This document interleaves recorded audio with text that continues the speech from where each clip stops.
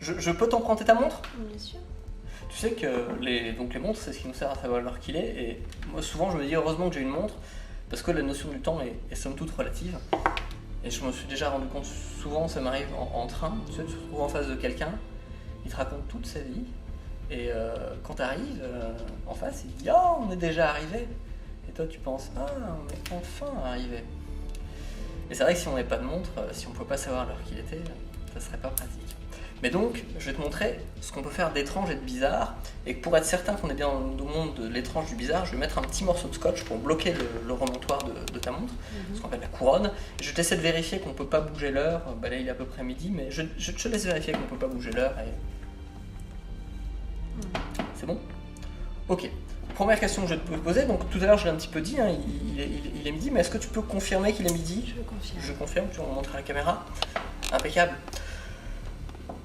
Je pose une question qui est un petit peu indiscrète. Le matin, quand tu dois te préparer pour te faire belle, tu mets à peu près combien de temps? Environ 20 minutes. Une vingtaine de minutes? Oui. Non, plus. Je suis, pour travailler, il faut pas plus. Ça dépend des gens. Hein. Ce que je vais faire, tu veux bien poser ta main à plat comme ça, je vais mettre la montre et tu recours avec ton autre main. Et ce que je vais te demander très vite, c'est de fermer les yeux et d'imaginer que tu es en train de te préparer. Mais ça va très vite. Tu te laves les dents, tac, tu prépares, tu passes le louche, tu te laves, tac, c'est fait. C'est bon, on y est? On y est. Regarde, Marc. Il est midi 20.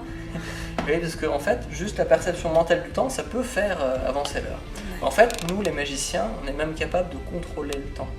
Il y a des moments comme ça, on est capable de le faire passer vite, mais il y a d'autres moments qu'on appelle des petits moments d'infini. Tu vois, par exemple, quand deux personnes se rencontrent, où le temps, tic, tac, tu vois l'aiguille des ondes, tic, tac, et tout d'un coup,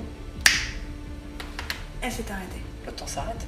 Ce sont ces petits moments d'infini où les gens se rencontrent.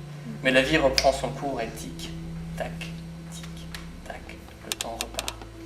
Il y a d'autres journées, somme toute, très différentes, où, par exemple, le jour des courses de Noël, où tu es très très pressé.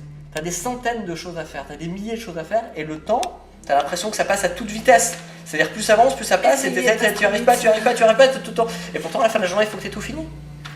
Et fréquemment, à la fin de la journée, tu es arrivé à tout faire.